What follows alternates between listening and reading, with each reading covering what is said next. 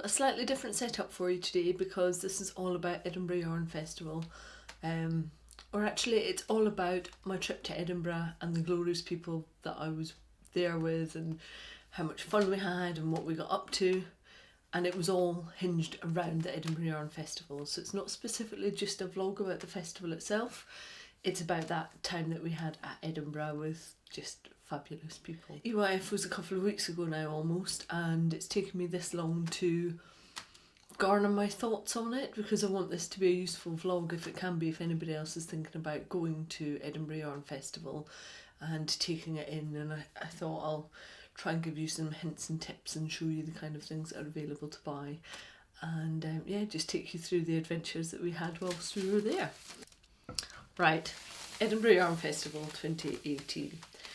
I've been for the last 2 years to Edinburgh, to the Yarn Festival, and on the first year I went up during the day, stayed overnight and did a workshop on the Sunday, so I was in at the festival on the Saturday, and it was a 2-day festival at that point. Last year I went up and back down on my own on the train, and it was a really long day and it was exhausting, and the festival was still a 2-day festival. And whilst I enjoyed going around and seeing all of the sites and all the people that were vending, if I'm really being truthful, I didn't enjoy the festival that much, and it wasn't the festival's fault. So Edinburgh is all about community, meeting up with people and being able to sit and craft with your tribe. That's what Edinburgh Yarn Festival is very much set up for. It's about being able to sit in open spaces, meet up with podcasters. It's a very social gathering, and the 2 times previously that I'd been there, whilst I'd met people and come across them, I still felt like it was quite a lonely experience. And so, you know me, I'm not one to approach something in a negative way. I thought, right, I need to give it another chance, but come at it in a completely different way. And so what I did was put it out on the podcast, offered it out to anybody that wanted to come for the Yarn Festival, and I hired a big tenement house, and then everybody paid for their accommodation. There were 12 of us in total, and I thought, if that can't be a social experience and I don't like Edinburgh Yarn Festival at the end of that, then I'm really coming at it from the wrong angle. And I had a wonderful time. So it backs up what I was saying a moment ago about it being a very social place. And for me to get the most out of Edinburgh Yarn Festival, I want to do it with lots of people and have loads of contact and loads of toing and froing and chatter, and extend it beyond the Yarn Festival as well. So be able to spend time with people, walking about, going for dinner, doing loads of other bits and pieces, as well as just looking at yarn. And that's exactly what we managed to do. So there were a number of people from quite a few different parts of my life that were staying in the accommodation, and we were split down into 5 different bedrooms, and we had a lovely place to go and stay. What that meant though, that was a kind of cluster of us that went up on the train first thing on Thursday morning. The Edinburgh Yarn Festival, for the first time in 2018, has moved to a 3-day festival. I personally felt like that worked really well, because on the Thursday you could only get entry into the festival if you had a pre-bought ticket. That meant for me that it was much quieter. I could actually walk around. I actually managed to get to talk to some of the vendors, and that's been particularly difficult. You know, there's a reason that I haven't taken an Edinburgh Yarn Festival vlog the 2 years prior to this, and that's because I simply couldn't get into the stalls. I couldn't get in to photograph them, certainly couldn't get in to see and speak to the vendors. So that made it a very different experience. I managed to speak to people. I didn't feel like I was being swamped. There were no sharp elbows out by people. There was no antsiness, which, to be fair, I've never experienced at Edinburgh anyway, but I have in other kind of knitting and stitching shows where people can actually just be quite rude to you. So that to me made the world of difference, that I could take my time, look around, and really appreciate what was available and what was on offer at the festival. The other thing that made a marked difference this year was that they had added 500 seats. So they had erected a marquee on the back of the corn exchange, and that allowed 500 people to go and sit there. Previously, the big sitting space has been up by the podcaster lounge. It's been incredibly busy, very noisy. It's actually quite a dark space as well, whereas the marquee was light, it was airy, and we had seats all the while. What we actually did was went in and grabbed a table every morning, and we put signs up saying, by all means come and join us, come and sit and craft with us, so that nobody felt that there was a table that they couldn't come and join. Anybody could come and sit down with us and have a natter away and do a bit of crafting with us. So people weren't allowed to take seats away from us, but they could come and sit with us, and we just had this constant throughput of people coming and sitting with us in the marquee, and that was really lovely. So they, for me, are the two key things that made it a very different yarn festival. Having the Thursday and having restricted tickets on the Thursday, and having the marquee so that people could sit down, because it's really tiring being in a yarn festival. It's a real kind of insult on all of your senses, because there are, smells, sights, things to hear, lots of chatter. It's a very intense situation to be in, and you need that chill out space. So well done to the organisers, Mika and Joe, for making that happen, because it was one of the things that I'd fed back last year to say more seating. And actually I said more seating, more crochet, obviously. I'm always going to say that though. And not fewer people, but it would have been nice to be able to walk around a bit more, and they've really managed to apply that. So that was fabulous. Met up with loads of people on the Thursday. It was great fun. So what I'm not going to do is list off all of the people that I met with, because you know who you are, and you know that I love you all dearly. I just had such a ball with you all. But people from all around the world, and yeah, it was fab to meet people finally that I've been in contact with for well over a year, and that are friends, people that I would consider friends. So we spent the Thursday in at the festival, and what was really handy was that we'd come straight off the train and got on the train to Slateford, and then it's an easy walk up over the bridge, down the steps, across the road, and you're at the Corn Exchange. So they work with a charity called the Teapot Trust, and that allows you to put your baggage in. So if you're doing what we did and you haven't got time to drop your stuff off at your accommodation, you can actually go and put suitcases in at the Teapot Trust, which is within the Corn Exchange. So that's really helpful information, that you don't have to try and find a locker elsewhere, or try and get your accommodation first. You can just take it all there. I think it was £5 for me to put my massive suitcase in, which I thought was really good, given that it's all going to charity. It's all charitable donation. So yeah, that was the Thursday in at the festival, and then on the Thursday night I had arranged a hookup. So it was in a really cool cafe bar space called Spoon, and they'd sectioned off a little area for us, and they did great veggie food, vegan food. Basically they've got quite a basic menu, and then they can tailor it to you depending on what your food requirements are. If you're gluten free, they can chop and change things around. It was lovely food, and there were about, I think, 25 to 30 of us there. Great fun, lots of people crafting, just having a good time. I did a little raffle. I'd managed to bring up kind of excess yarns and stuff. Other people donated bits and pieces. On the Thursday morning I went and saw Kat and Joanne from the Crochet Project, and they gave me a load of patterns to give away as part of the raffle for the hookup on that night. So that was the Thursday night at Spoon, and I would do that again. It was just so much fun to have lots of people in one space, in a restaurant, drinking, eating, crocheting away, just having fun together, and everybody mingling and just meeting new people that they maybe hadn't met before. So that was really good. On Friday I had a bit of a chill out just with my best friend Jenny and friend Beck as well, and we just kind of pluttered around Edinburgh. So one of the things that we did do is we nipped into Ginger Twist Studios, and that's run by a lady called Jess. She was also vending at the show, but I think she's found over the years that people also want to go to her shop rather than just go and meet her at the show and go and look at her stuff at the show.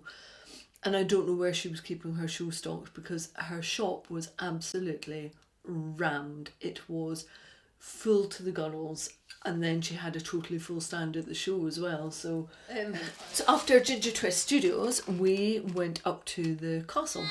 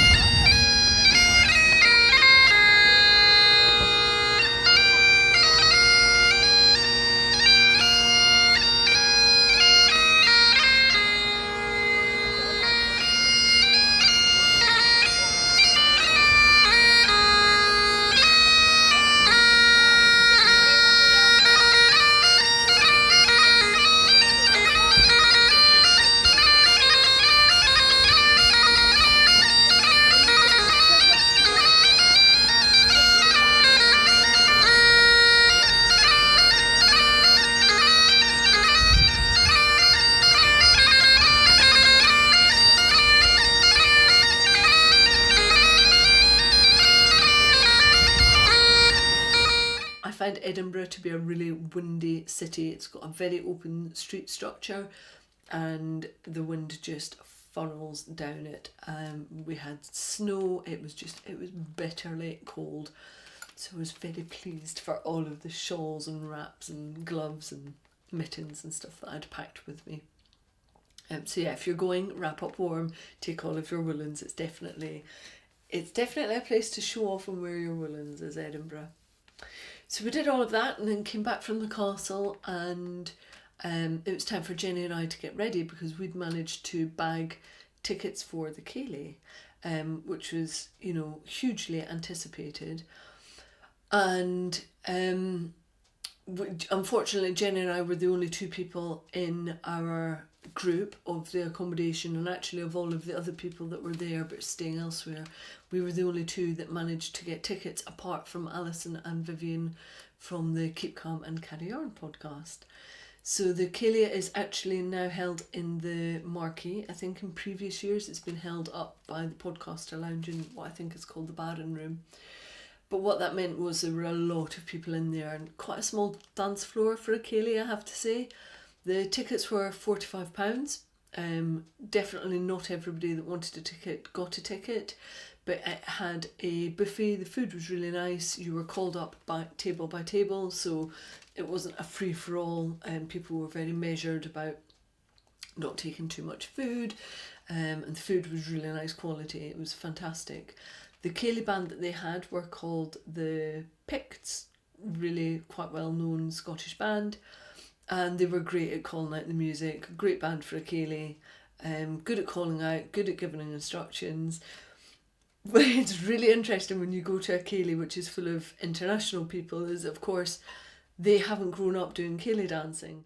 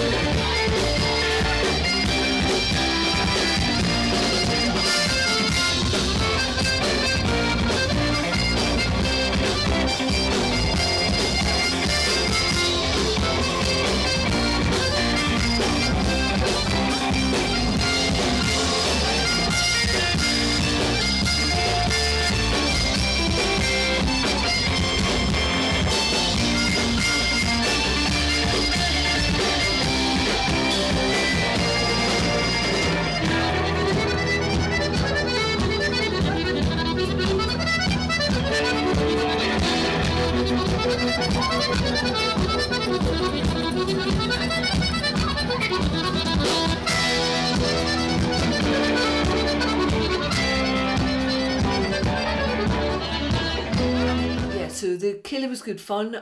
Halfway through, the band went for a break, and when they came back they weren't really doing Ceilidh music, they were singing, which I thought was a bit of a shame because it had been billed as a Ceilidh, and at that point lots of people were leaving. Lots of people had actually already left. I think it had just been a long day, and the real party goers were the ones that were remaining on the dance floor. But it was mayhem, absolute mayhem. Like I said, lots of people from all over the world trying to do like Strip the Willow, especially the reels and the jigs and stuff. That's where it gets more confusing because it's quite fast. I'm not sure I would do it again next year, if I'm being totally honest about it. It was £45 and I view that as 2 to 3 skeins of yarn. There is another Ceilidh that occurs on a Friday night in Edinburgh, and it's at a place called Gilly-Doo.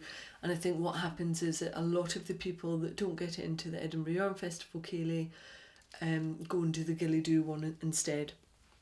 And I think with that one you can turn up after they've done the supper, and it's something like £8 or £10 on the door, and then you get in, and again it's called dances, so they give you all of the steps, and then you can go and do that.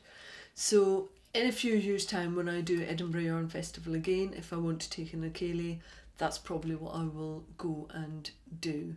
In part because there wasn't as much socialising as I thought there would be at the Ceilidh. I did lots of dancing, and I think had the band actually done Ceilidh dances for the second half, I would have got a lot more out of it.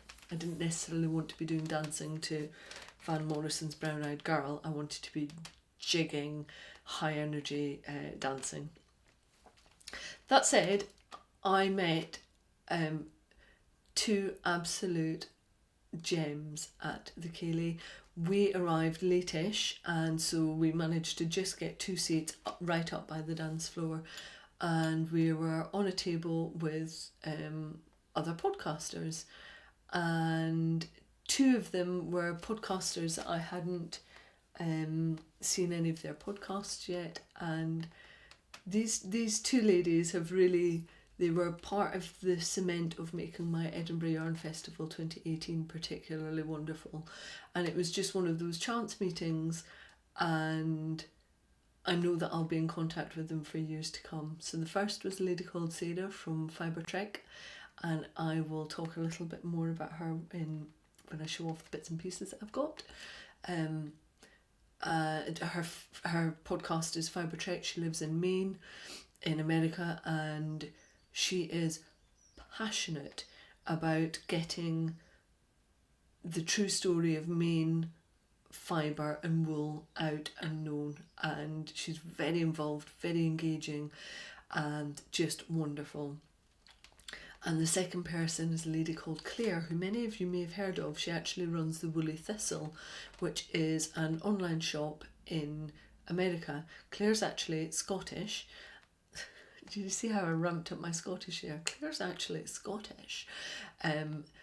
She's Scottish, but she lives in America now, and what she does is imports a lot of UK breed wools, takes care of the international shipping, and then can ship them out to people in America and Canada at a much cheaper rate than you would otherwise get it if you were pulling it in from the UK. So really good resource to know about, and she also has her own podcast. Now these 2 ladies, you know when you just come across people who light the world up, they're positive, lovely people, and you only have to talk to them for a couple of minutes just to think, if I lived beside you, we would go on some amazing fibre adventures together. We would, you know, the passion that we share for all things wool, and your positivity would just absolutely cement a long-term friendship. I'm saying this like they feel the same way, but if you're watching Sarah and Claire, hello, you really made part of my Edinburgh Yarn Festival 2018, you really did. So that was the Ceilidh. That was Friday done. When I got back on the Friday afternoon, I was able to get some little bits of video and footage of what other people had brought back in from the festival, so I'll show you what others bought on those days. So I thought you might like to see some of the stash that the lovely folk have been buying, and we're going to start with this one. Hello. Hello. Do you want to tell people who you are? I'm Corinne, or Salapis, online. And what have you been buying? I have been buying lots of British breed wool for a blanket, like this.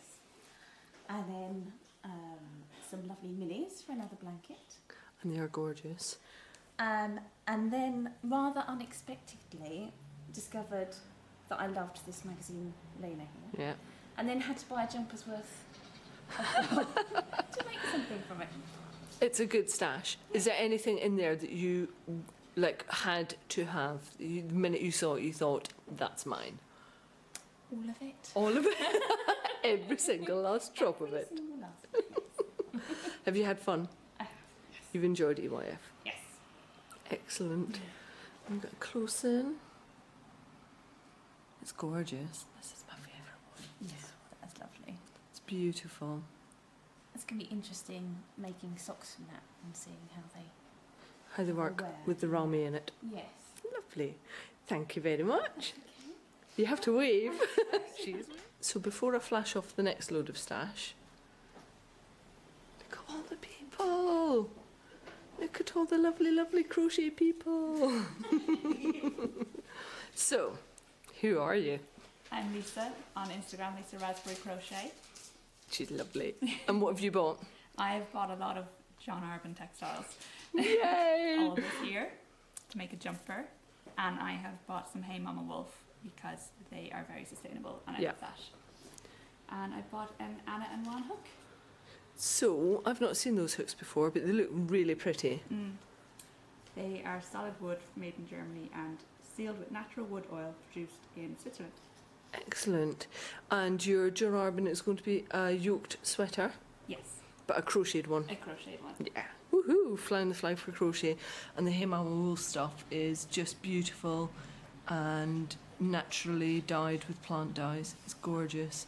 Was there anything in there that you just saw and thought, have to have it? I was actually very restrained this time. I made myself be restrained, but everything here has a purpose, and that's what I wanted to do. Yeah, that's a good call. That's what I'm trying to do as well. Doesn't always work, but yeah, gorgeous, gorgeous stuff. Thank you! You have to wave. Next load of stash comes from Sharon. What have you been buying? Hello, I'm weaving. My favourite is from the Border Mill. Yeah. Alpaca rose. So it's made with alpaca and rose stems. I've been saying rose petals, but it's Rose stems. Rose Um, petals. When you bought them yesterday, it was a very definite you fell in yes, love I with must them. have them. And I stood there for at least half an hour deciding on the colours. Yeah. But these are for a pattern I've got in mind, so they're perfect. I might go back Beautiful. tomorrow. Just more play yarn. More play yarn Yes. because it is beautiful. And what else did you buy? A lovely project bag. I think it's called Cosmic. It's either Ooh. Space Otter or Cosmic Otter. I would love it to One- be Space Otter. I think it is Space. I think it is Space Otter, but in my head I was thinking Cosmic Otter. Yeah. So that's my name for it. And some sock yarn for my daughter. Some sock share, which is lovely. Yeah. This crochets up really, really nicely. Oh yeah, I'm doing crochet sock. Yeah. All crochet. Yeah, And some linen and silk. which is beautiful. And this wasn't from Edinburgh Yarn Festival. Yeah. But I did buy it in Edinburgh, obviously. So it's Erica Knight Studio linen to go with Absolutely it. gorgeous. And some just bits and bobs, notebooks. Can you show them up for me, please? They're photographs of the felt art. Yeah, she's really talented, this Yeah, lady. It's they're Aileen, amazing. and she's she's just lovely as well. yeah. She's really lovely. Yeah, she's fantastic. And apparently this is last year's bag, but I like it. I like to. He's I've just brilliant. started cross stitch, so that should be alright. Perfect. And you have to tell people what your Instagram name is. My crochet makes. And you have a hashtag. Yes, And you're potentially going to do a podcast. potentially. It took a little to get her on to do this. I just put all my crappy bits at the end. That's all you do. Lovely. Thank you very much. Thank you. You have to wave. Oh, yeah. Bye. Next up, we have Rachel. How you doing? Good. Now, beyond buying stash, you also did a workshop today, didn't you? Yes, I learned to spin the drop spindle. Was it good? It was. The teacher was Deborah Gray. Yeah. And she was excellent. So well worth it, because the tickets for workshops can be quite expensive. Yeah, but you get into the marketplace an hour earlier, which is nice. It's really quiet. And she has a lot of experience teaching. Whereas I think a lot of classes, the teachers are really good at what they're doing, but they haven't necessarily had a lot of teaching experience. Yeah. I think she's been teaching for about 30 years. And I definitely recommend it. you have never drop spindled before today. No. And then look at what you are producing. That's and I bought fab. this spindle in the festival because it has these nice sheep on Oh, there. that's pretty, like that. And then what have you bought whilst you were in it? Because you're not going back in. This is your haul. This is No, it. this is it for you. So some fibre for my new career as a spinner. And some Eden cotton yarns, cottage yarns, because I haven't tried them yet. Yeah. And then John Arbon, Knit by Numbers. This is to make a cardigan that a friend of mine in my knit group has just released a pattern for. Oh, lovely. And some sparkly stuff. Which for looks Shawls. like it's Easy Knits with the sparkle. Yep. Yes. It's John from Easy Knits. So Very that's it. nice. It's a lovely haul. And And my new project bag. oh, that's very nice. Of Which I course. didn't buy at the festival, But did I you picked it up. you picked it up? Yes. That's a good festival tip actually, is if you know somebody's coming to the festival, ask if they can bring your goods to the festival, and then you're not paying the postage, especially if you know that they're coming over from abroad. It makes quite a massive difference really, especially given that you live abroad yes. and you've come back over here. That's why it had to be limited in my bag. Yes, suitcases can only be so big. You've got some amazing colours in there though. I love this with the way that they've caked it up. Very nice. And who are you on Instagram? I'm running_Stitcher. And she definitely does, because she and this one went for a run last night when they arrived, the nutters. We didn't get lost. You didn't get lost, and they did about 5.5k. I was very impressed. Thank you very much. And then on the Saturday, it was in early doors back into the festival. We again did exactly the same thing, made a beeline, went and got a table where we could set the signs up and encourage other people to come and sit beside us. And again, that worked really well. Loads of other people came and said hello and sat and crafted. There was a lady that came in and breastfed her child while she was sat there, and just, yeah, it was really nice to be warm and encouraging and for other people to come and sit. And that was my friend Beck's idea, to make up those signs, and she made them, it was just brilliant. It was a lovely thought to encourage people to come and be with us. So we did that, and we were right beside the photo booth, so we all had loads and loads of photos taken. There was one bit where there were a load of us and we took a semi-serious one, and then me being me said, well, let's have one where we're all like arms in the air, and we'll do it, and it'll be 1, 2, 3, and then we'll say yay crochet. And so we did it and belted out yay crochet, and I think the whole room at that point, 500 people turned around and looked at us like, yeah, the crocheters are in the house. We are representing our love of good quality fibre, most definitely. So that was a Friday, and it was a bit more, tried to take more video footage, tried to take more photos for you to see, and it was still quite difficult because you just get so taken in with what's going on and trying to chat to people. It's quite difficult even to remember to pull your phone out and show people what is going on. So I'm kind of quite amazed that I've got enough footage to show you this. Sharon set up a WhatsApp group for everybody that was at Edinburgh, and luckily lots of people have sent me their photos as well. And then by kind of 2:30 on the Saturday, we had to leave to get our train home. And I would say from my end, that was probably a mistake. I would have rather stayed there to the bitter end and been one of the last people to leave the building. Again, because come late afternoon, it does tend to quieten down a little bit. So And that's true, I think, of almost every festival I have ever been to and vended at. Late afternoon is generally quite a lot quieter. That was my Edinburgh Yarn Festival. That was everything that we got up to. Now, let's show you what I've been buying. This is in two segments because there's what I bought and then what I was given, because as Ali from Little Drops of Wonderful would say on her podcast, she's a spoiled brat. I was a totally spoiled brat at Edinburgh. Lots of people gave me beautiful things. So there's stuff that I bought, stuff that yarn that I was given for design work, and yarn that I was given by people who just wanted to say thank you for sorting the accommodation and just getting everything together. So let's show you what I actually bought. The first one is a gorgeous linen bag, and this is from crazy ladies, Yael and Emmy from Emja Handmade. So they're based in Sweden.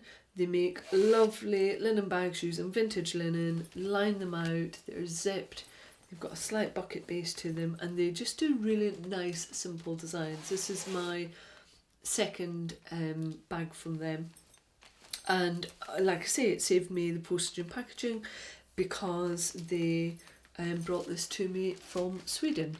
What actually happened was I already had a project in one of my new tweed and waxed cotton bags, and I had ordered this from them, and then in the end up basically the money that I had given Yael we ended up swapping because she got one of my bright yellow tweed bags.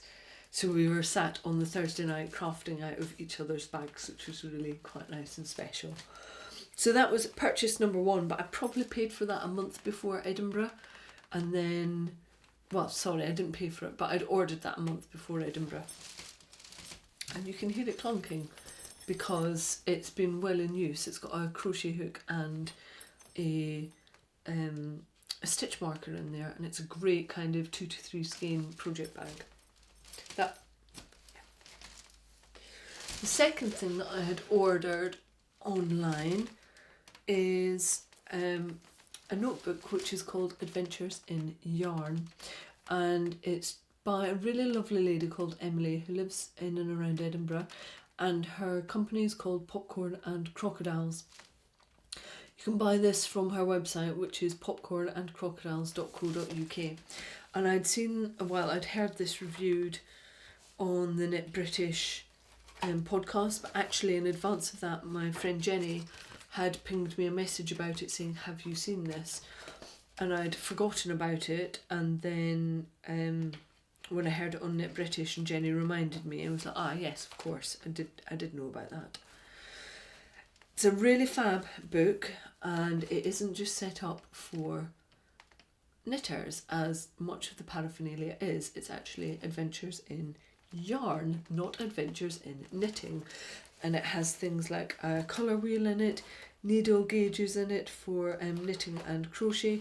Emily is actually predominantly a crocheter, which is why she knows to keep us people happy as well. You can put yarn notes in there. It's got segments for adding your little strands in, so you can keep little samples of the yarn in there.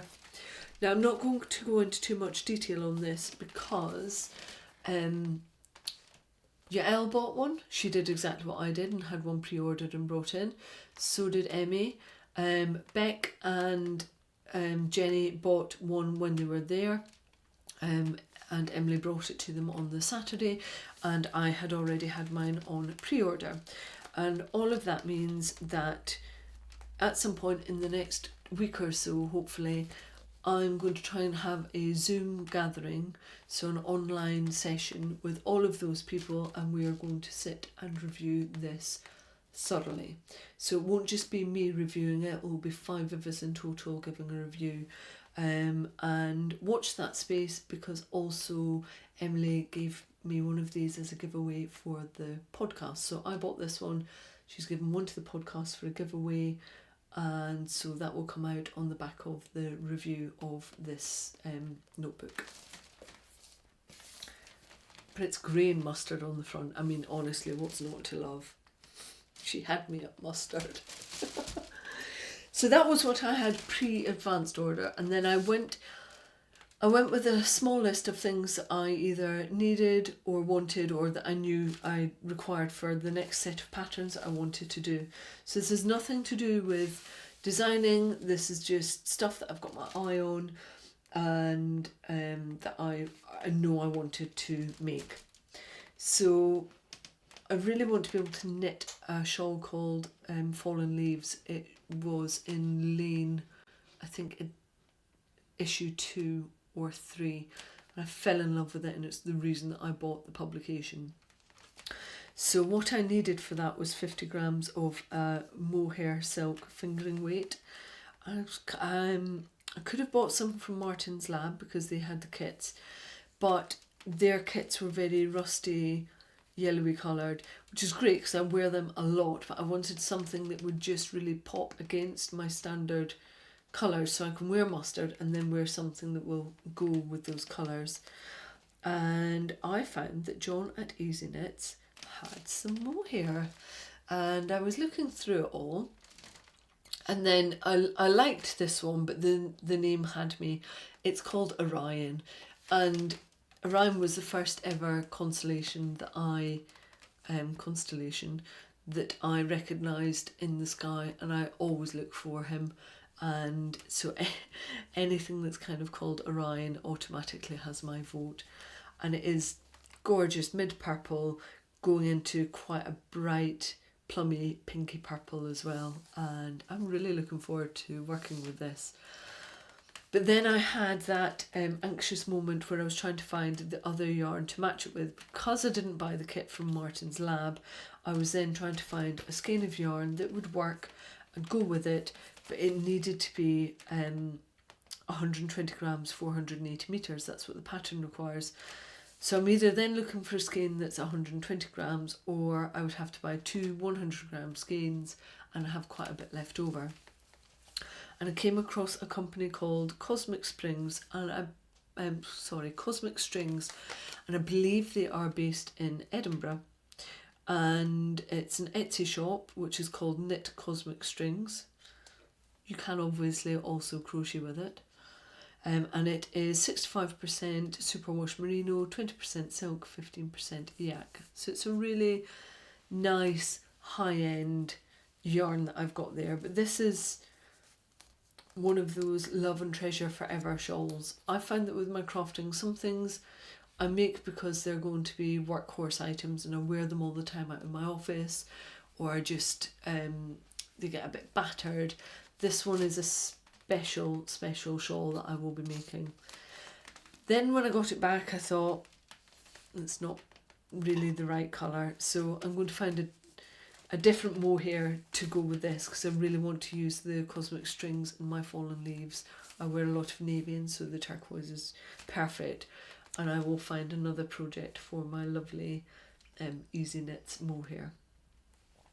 So that was a bit of an epic fail, but I did that kind of wah thing going around the festival thinking I've got to get this because I really, really want it. And I've just realised that the Cosmic Strings is called Pisces. So this is a very kind of stars aligning moment for this shawl. So maybe I should do the two together and just get over it. I'm not convinced that they'll work with the purple and the teal that I've got. I might test it and see, but mohair isn't that easy to frog out, so we'll see what happens. But lesson learned there, don't do wah buying. I just need to stick to what it is that I know I want and need, and not be sidetracked by time pressures. So one of the other things that was on my list was to go and buy some more of the Iona wool single origin yarn. I bought some of their DK last year, and it was in quite a bright licheny yellow with quite a bright cobalt blue, and I really love the colours, but together they just look like the Swedish flag, and every time I see it I just think of IKEA and I can't get it out of my head. So I was looking for their grey, and by the time I got there on Saturday afternoon they'd completely run out of the grey. So that's the downside if you're talking about going to a show later in the afternoon rather than in the morning. There is you know, there is a chance that the thing that you're looking for is no longer there. One of the ways around that is to get in touch with the vendor, see if you can purchase it in advance, not pay postage and packaging, and just go and pick it up from them at the show. That's a possibility for some vendors. I wouldn't say it's possible for all, because, you know, it's a really busy time getting ready to vend at one of these events, especially something like Edinburgh Yarn Festival, which is just crazy busy. So I got my third skein of Iona Single Origin wool, and it is in a very grassy, mountainy green colour. It does, on face value, it probably doesn't look like it would go with a lichen yellow and quite a cobalt blue, but I tested the three side by side, and for some nice colour work I actually think it will work really nicely. So I already know that this crochets up beautifully and it's sticky enough for colour work. So yeah, that was on the list, allowed to buy. And then one of the companies that I had seen in some of the lead-up marketing for Edinburgh Yarn Festival is, she's a natural dyer called Hey Mama Wolf, and she's based in Germany. And her colours, as you often get with natural dyes, are very muted, very soft, very tonal. And her stand was beautiful. I've got some footage which I'll add in. And there was just one skein that I kept on going back to, and I would leave it on the shelf, go and walk around the inside of her stall, come back round, and I thought, if I leave without this, or if I even go away for 10 minutes and somebody else has got it, I know that I'm going to be really, really gutted when it's gone. When I spoke to her about this skein, basically she's bringing on a worker, a helper, an apprentice, and she let the apprentice go loose on some skeins of yarn, and they were practicing all of their dyeing. And so it's got logwood in there, indigo, I think, did you say daffodils as well? It's got pretty much every colour, but because it's naturally dyed and it's muted, it all blends beautifully. Yeah, so I was really chuffed with that. So she dyes on a number of different fibre bases, and I got sock yarn, which is number 4, and it's 80% wool and 20% rami. It's non-superwash, and it's plastic free, and the wool is merino and corriedale. It comes from South America and it's processed in Germany.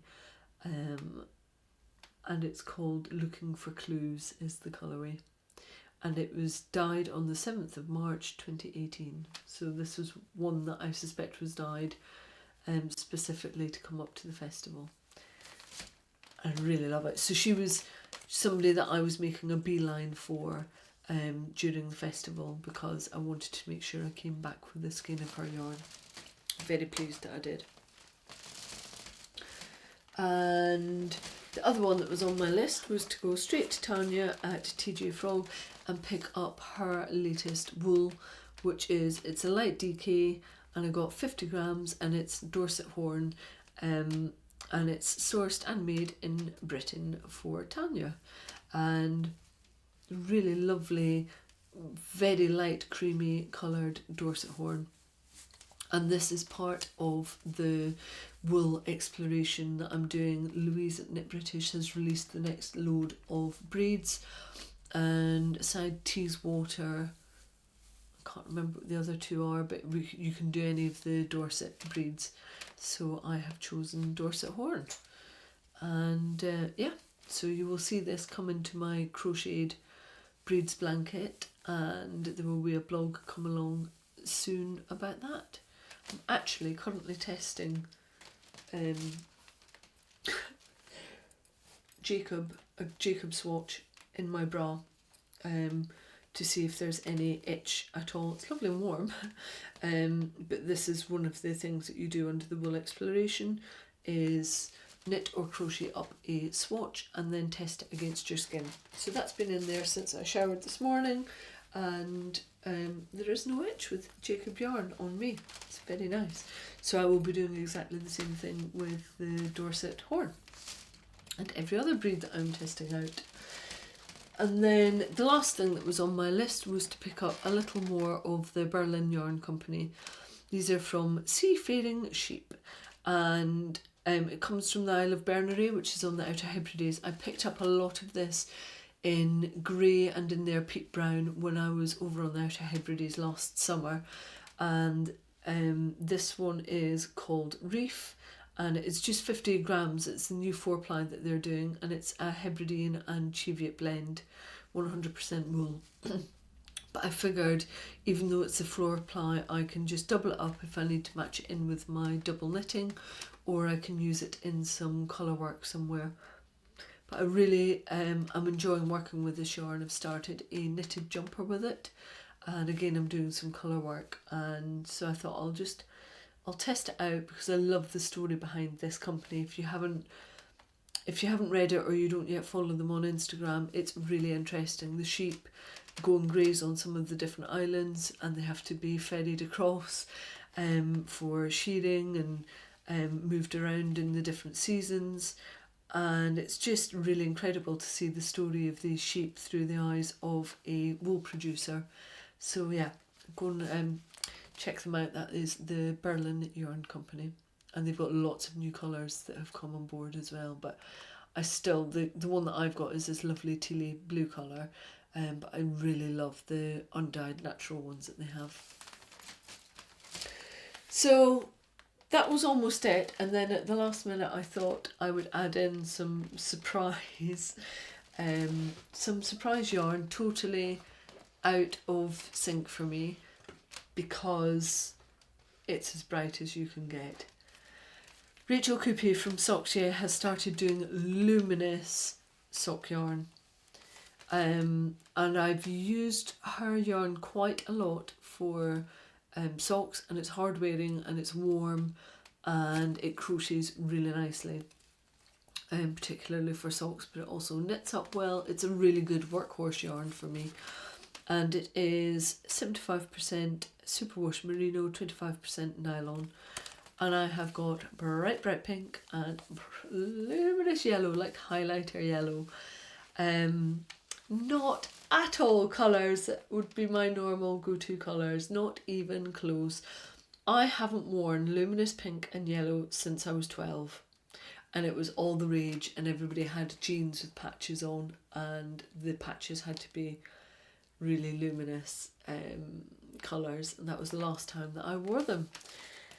But these are actually going to go into socks as contrast heels, cuffs and toes, because if you pair this off with a really nice green, grey, then you're still being subtle, but you've got a little bit of jazz at the bottom of your feet. So that's why I got those. And sometimes just that little pop of colour really works in a project, and hence why I bought these. I know lots of you are looking at me going, look at all the muted things that you have bought, and then that. But I think it's my 12-year-old self saying, do it, do it, do it. Nobody needs to see what's on your feet. So yeah, luminous feet is where I'm heading. I said to Jenny, do you want some luminous socks? She was like, no. It's not even the pink. Well, maybe the pink, but not all of it, just part of it. Definitely she does not want the yellow. So that is everything that I bought from Edinburgh and Edinburgh Yarn Festival. I had a ball, but I was also spoiled. So let me show you what I got in for designs next. So in advance of heading up to the festival, I'd already spoken to John and Juliet Arbin when I was at Unravel, and they had their new copper tones coming out, but the 4-ply wasn't going to be available until Edinburgh. So I had already been working on the bones of a design. It's one that actually I started the back end of last summer, so I had all of the stitch counts set. I knew what the pattern was, I knew what the increase and decrease side of the pattern was, but I didn't know how the colours were going to work, and I knew that I wanted it to be a 3-skein striped shawl, so you know, a really nice big warm cuddly shawl. And it wasn't until I was actually in Edinburgh that I really nailed the pattern down and gave it an identity. So if you're watching this, you can see in the background that I have got a teal coloured shawl, and it's called Loft. And the reason it's called Loft is because that's where we were staying in Edinburgh, and I wanted a pattern that kind of commemorated our amazing weekend away at Edinburgh, and so that's what Loft is. It's a thank you to everybody that was in our accommodation, to everybody that we met, everyone that just made it a really special time and place to be a couple of weeks ago. And the stripes within the shawl actually represent all the flaming stairs that we had to get up to get to the top of our accommodation, because it's aptly named. It really was the top of the place. It was a lot of stairs to get up there, as is quite often the case with Edinburgh accommodation. So yes, I had already kind of just about to start work on Loft. I'm now finished a week later. But the reason that I wanted more from John and Juliet is because they want to design on their stands, and I also need the same designs to sell on my stand when I vend as a designer and a seller of notions. And so that's why I was picking up so much stuff from them. And that's why it looks like I'm really, really greedy with their Knit by Numbers range. But, so Juliet had put aside for me 6 skeins of their new copper tones, and they are beautiful. I just love them. So this will be balled up as soon as I've finished recording, and the second Loft version will be on the hook tonight.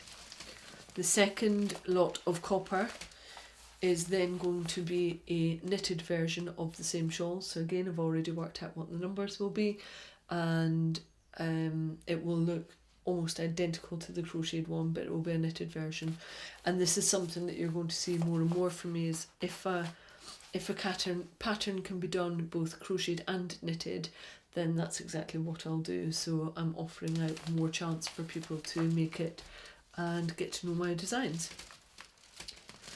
And so the other knitted version that I will then keep is going to be in these purples. So I think this is their grape range. And it just shows what you can do with the yarns in different colours, so you don't, because sometimes what happens is people will see a colour and go, I don't like the colour, therefore I don't like the pattern. So it's good for me to be able to show them off in different ways. Very excited about this pattern. I'm really proud of it, and I love the fact that it's based in and around Edinburgh and our yarny adventures together. So one of the things about being in this community is that everybody is so very, very giving. And I was given a lot of presents and a lot of handmade gifts and really beautiful things. And I was always taught that if you're given a present, you don't automatically rip it open and open it there and then in front of the person. So if you gave me something and I didn't open it straight away, it's not through lack of appreciation. It was just nailed into me that you're not rude, you're not desperately, feverishly opening up a present. It's something that's to be relished and totally appreciated. So with a lot of the presents that I was given, I didn't open them until I got back home, because I wanted to give them like the care and attention that they were due. So for some of the gifts that I've given, people didn't see me opening them straight away. Spoiled, utterly spoiled though. So lovely Rachel was staying in the accommodation with us. She's based in Switzerland, and she brought me over, here it is, 2 skeins of this really wonderful wool. And it's by a company called Lana Rara, I think it's Rara, and it's rare Swiss wool. And it is 57% wool, 43% merino, and it's a specific breed that she has mixed with the merino. And there's a really incredible, lovely, empowering backstory to this wool as well. And the colours are very muted and lovely. Not at all like highlighter yellow. And what I'll do is provide links in the show notes to this company, because I really like what they do, you know, so much so that I've already been on looking at how easy it is for me to source some more of it, because it's just lovely, and I know that it's going to be gorgeous to crochet with as well. It's even got a little sticker which tells you that it's a rare protected species, this specific breed that they have used and mixed with the merino. And I could try and tell you what it is, but I would not be doing it justice. So that was a very lovely thing that landed in my hands. And then I met with my crazy ladies, Yael and Emmy, who are exactly as they sound. They're crazy, they're nutters, and I love them dearly. And they have brought me some, this is a Swedish wool, which is it's by a company called Ullcentrum, which I think just means farm wool, basically. It's really nice to work with. I've done quite a few bits and pieces with this over the last few years, and so have Yael and Emmy. They really like working with it.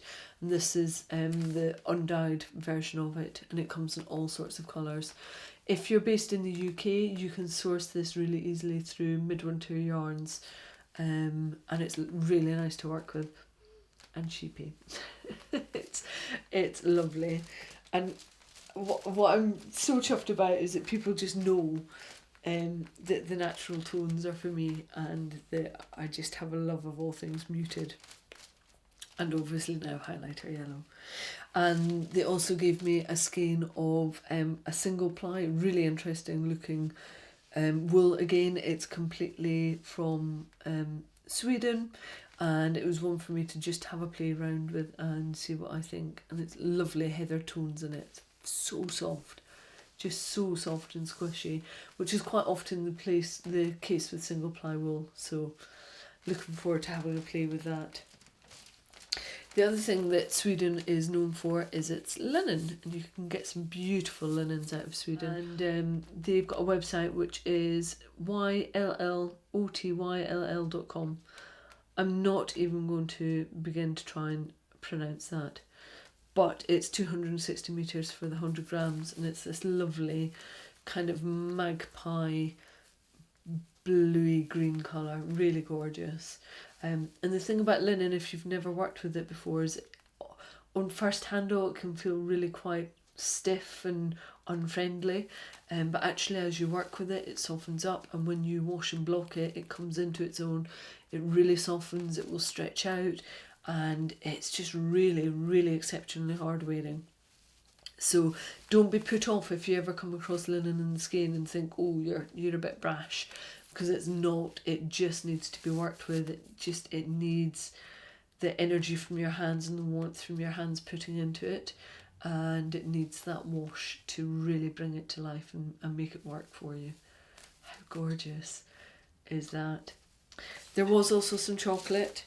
Needless to say, that got eaten. I shared it with Matthew. It had lingonberries in it. It was absolutely beautiful.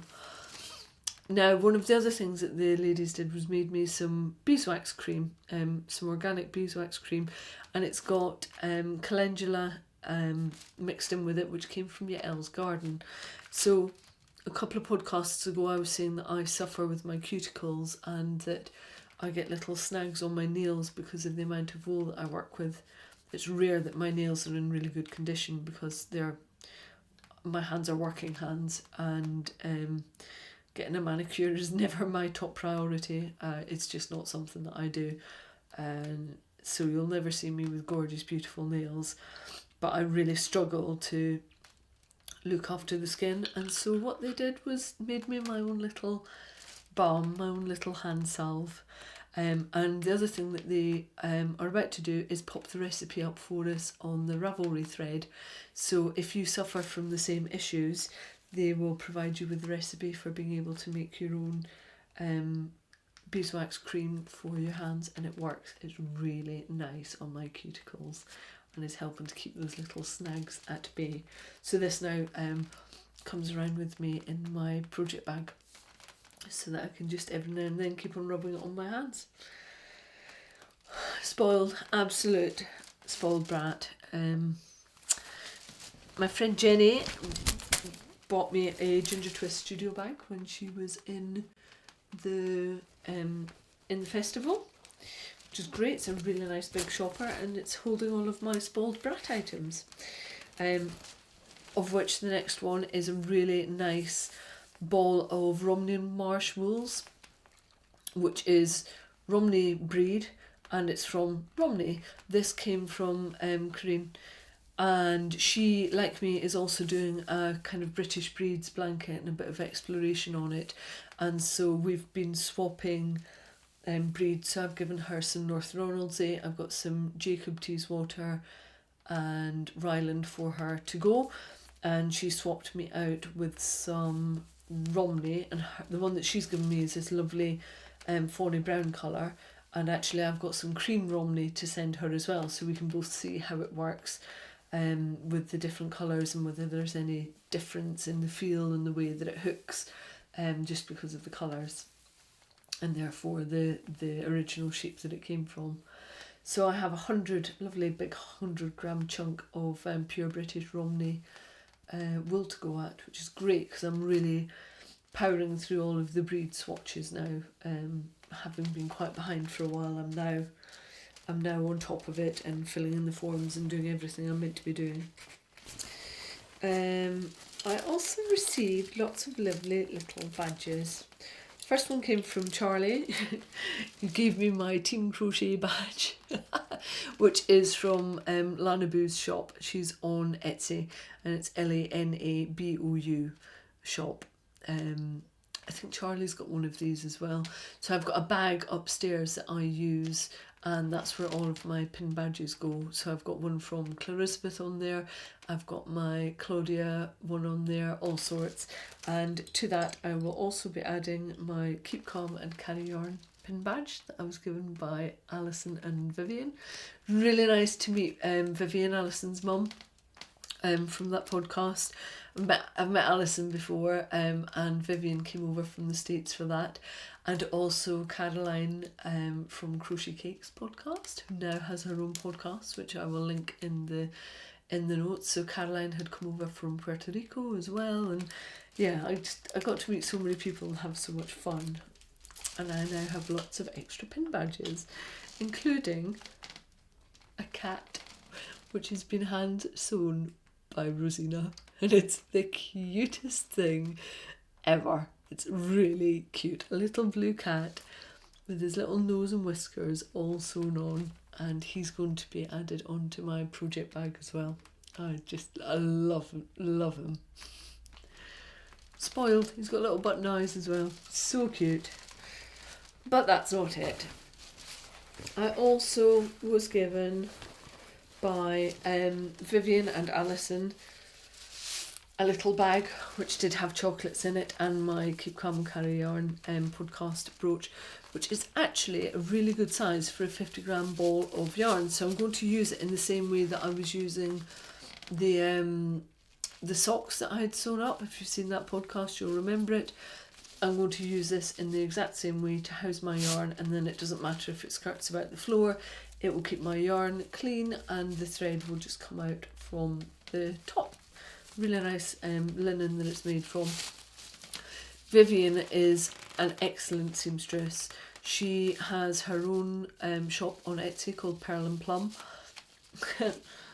And she said to me, you do know that it's not me that does the work. When you say that my work's really good, you do know it's a machine. And I'm like, yes, I know, but actually you direct the machine. You're the one that tells it what to do. I thought there was a burglar because Matthew's meant to be out all day. And it's not, it's Matthew.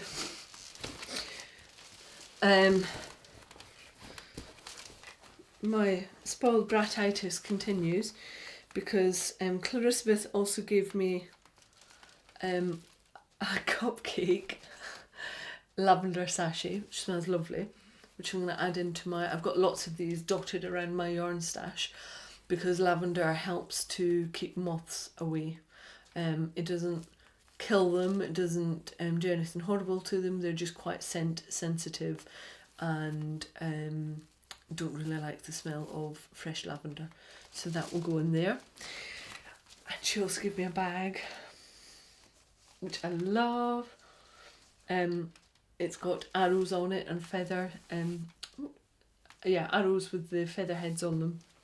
And inside, Matthew was very much taken with this. It's Star Wars.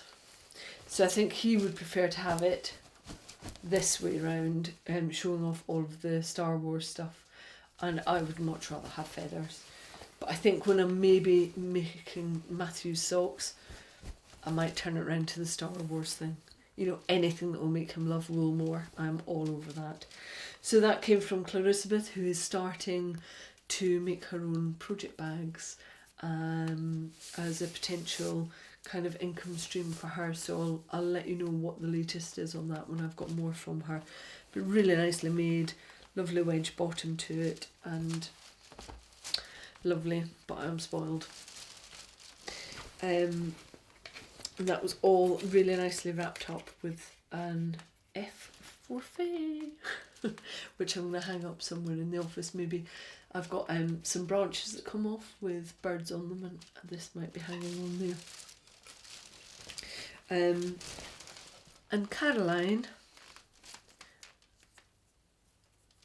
is she makes a lot of jewellery, really beautiful jewellery.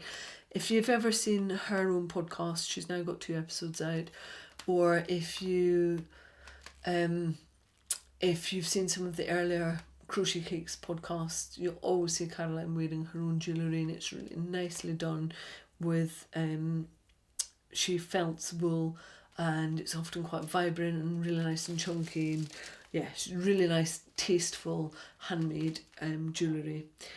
And she made me, and I think other people got one in different colours. Mine is a kind of greeny, yellowy colour, and it's a ball of yarn with a silver crochet hook through it. I think you can. I've taken photos of all of this stuff so you can see just the level of like spoiled bratishness that's gone on, because it's lovely. And I was wearing this during the global hookup. I was going to wear it for this, for recording this vlog, but I figured you wouldn't be able to see it properly, and I'd much rather be able to show it off here. What I really like is Matthew and I were having a little hug. I had it on yesterday actually, and we were having a hug, and I went to pull away from him, and the hook had hooked onto his jumper, and I was like, ha ha ha, you're not allowed to stop hugging me because you're hooked to me. So yeah, really lovely, and something quite different as well. It was just a really nice thing to receive. I'm so grateful for all of this stuff. It really is incredible, and that it makes that connection all the greater.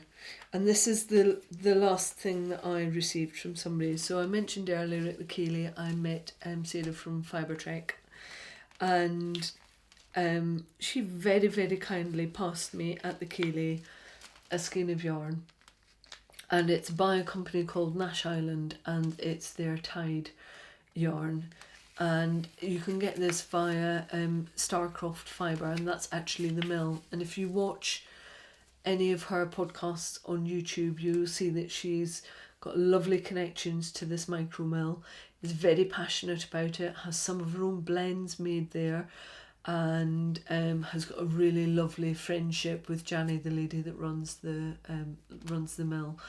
And it's just such a lovely story.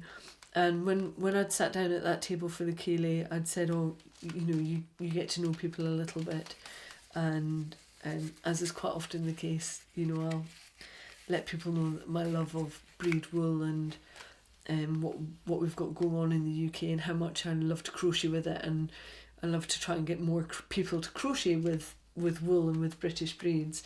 And I think Sarah and Claire and I are kindred spirits on that front, and so she gave me this lovely skein of wool. And again, I've been straight onto their website thinking, I need more of this. I've been checking out people's Ravelry stash as well to see if there's any that I can buy that's already sat in the UK, because it's really nice and bouncy. And yeah, I want some more of this in my life, and she does really lovely colours at Starcroft Fibre. And that is it. That is my sport brattishness done.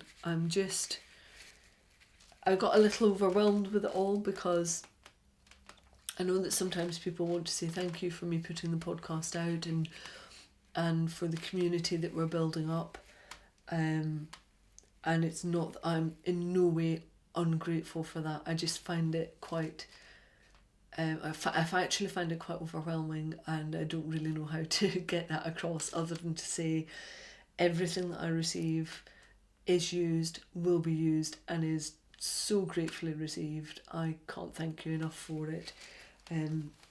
Yeah, genuinely gobsmacked by the generosity of people and just how nice everybody is.